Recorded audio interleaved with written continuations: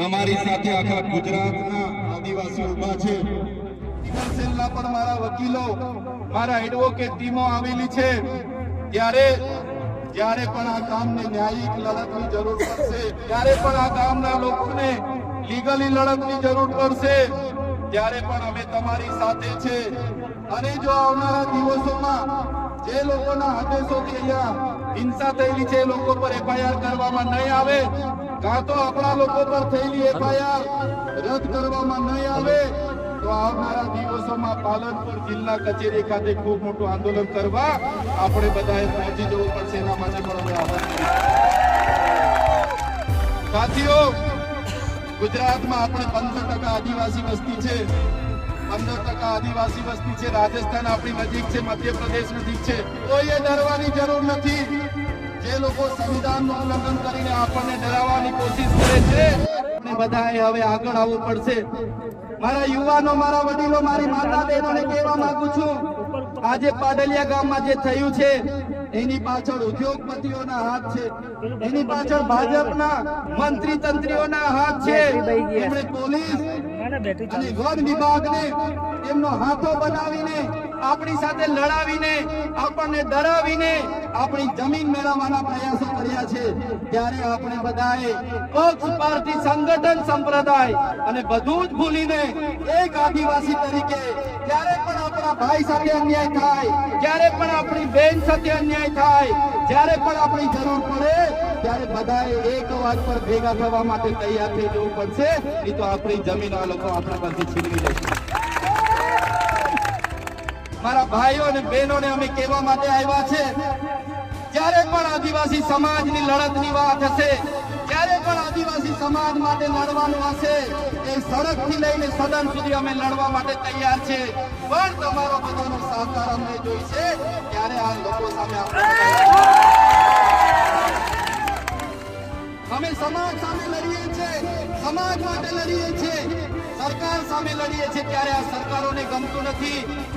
અમને પણ જેલોમાં નાખી દેવામાં આવે છે, જેલોમાં લઈ જઈને અમને ડરાવવામાં આવે છે, ધમકાવવામાં આવે છે, વેદના આપવામાં આવે છે, મારા પરિવારને પીડા આપવામાં આવે છે. છતાં અમે ડરતા નથી અને ડરીશું પણ નહીં. મારા સમાજના તમામ મુખીઓ, મારા પટેલો, મારા સરપંચો, મારા તમામ પદાધિકારીઓ, યુવાનો, વડીલોને અમે કહેવા માટે આવ્યા છે, જ્યારે પણ આદિવાસી સમાજ પર આફત આવશે, આપણી અસ્મિતાની વાત હશે, આપણી સંસ્કૃતિની વાત હશે, આપણી બહેનો સાથે અન્યાય થશે કે યુવાનો સાથે અન્યાય થશે, તો આ ચૈતરભાઈ વસાવા અને અમારી ટીમ અમે આગળ રહીશું. સુપ્રીમ કોર્ટે પણ કીધું કે ન લોકસભા ન વિધાનસભા, સબસે ઊંચી ગ્રામ સભા. ત્યારે આપણા મુખ્ય વાત કરી કે ગ્રામ સભાનો પાવર છે. સુધી 5 વિસ્તારમાં ગ્રામ સભાની પરવાનગી લેવી પડે. આ વિસ્તાર 1996 અંતર્ગત આવે છે. તમારે આ કાર્યક્રમ કરવા માટે, તમારે આ પ્રકારનું પ્લાન્ટેશન કરવા માટે ગ્રામ સભાને કેમ જાણ કરવામાં નથી આવી? આમ લોકોને કેમ નોટિસો આપવામાં નથી આવી? ગ્રામ સભાની મંજૂરી કેમ લેવામાં નથી આવી? આ સવાલો કરતા વનકર્મીઓએ, પોલીસ અધિકારીઓએ ઉશ્કેરાઈ જઈને 10 થી 15 આગેવાનોને પકડીને બળજબરીપૂર્વક પોલીસ સ્ટેશને લઈ જવા માટેના પ્રયાસો કર્યા. તે ગામના લોકો એમને છોડાવવા માટે આગળ આવ્યા. આમ લોકો છોડાવવાનો પ્રયાસ કર્યો અને પોલીસના અધિકારીઓએ પૂર્વ આયોજિત કાવતરા મુજબ એ લોકોએ ગામના લોકોને દોડાવીને લાઠીચાર્જ કર્યો. હમણાં જ ગામના મુખીએ, ગામના સરપંચો, એમને ગામના પોલીસ પટેલે મને કીધું લગભગ 32 થી 35 લોકો ગંભીર રીતે ઘવાયેલા છે, ઈજાઓ પહોંચી છે. અને એ લોકો પોલીસના ડરના કારણે સરકારી દવાખાનાઓમાં નથી ગયા, પણ ઔષધિઓની દવા કરે છે, દેશી દવા કરે છે. અને આજે પણ એ લોકોની સ્થિતિ ખૂબ જ ગંભીર છે. ત્યારે મિત્રો સવાલ એ થાય છે કે આ પ્રકારની સૂચના કોણે આપી પોલીસને? કયા ભાજપના નેતાઓએ પોલીસને મોકલ્યા? કયા ભાજપના નેતાઓના ઈશારે લાઠીચાર્જ થયો? કયા ભાજપના નેતાઓના ઈશારે અહીંયા 27 જેટલા ટીયર ગેસ છોડવામાં આવ્યા?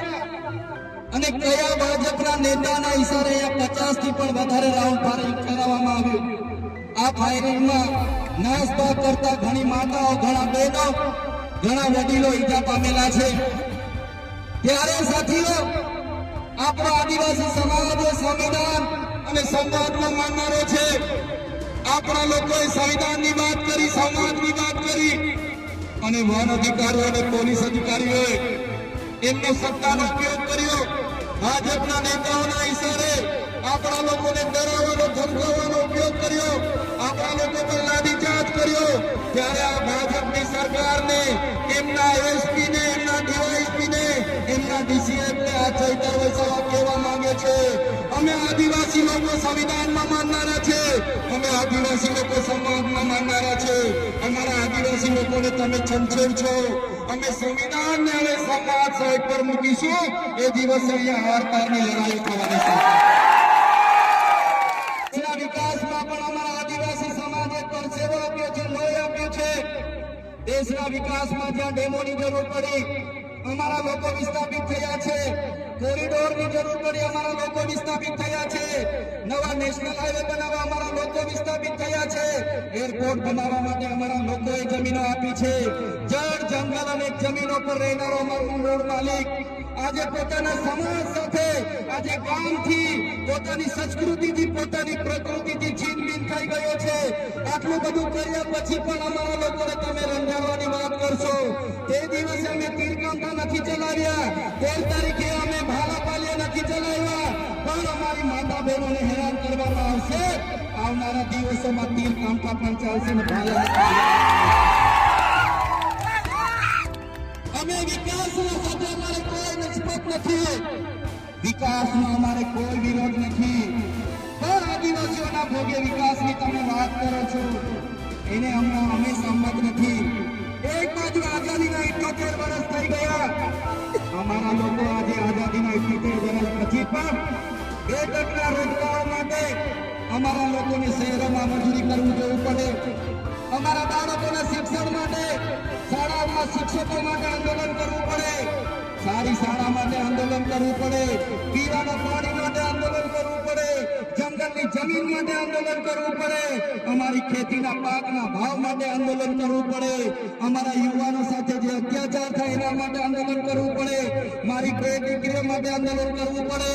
ત્યારે અમે આ સરકારોને કહેવા માંગીએ છીએ, આ તમારી મનોવાદી સરકાર, આ તમારી સામંતશાહી સરકાર, આદિવાસી સમાજ હવે જાગી ગયો છે. સરકારને અમે કહેવા માંગીએ છીએ, હવે અમારો સમાજ લડેંગે, જીતેંગે, જિંદાબાદ, મુર્દાબાદ, આગે બઢો, હાય સરકાર, હાય હાય, આવેદન, નિવેદન હવે અમે કરવા માંગતા નથી. તમે અડલિયા ગામ સાથે જે અત્યાચાર અમે કર્યો છે, જો આવનારા દિવસોમાં જે પણ લોકો પર FIR થઈ છે એ FIR રદ કરવામાં નહીં આવે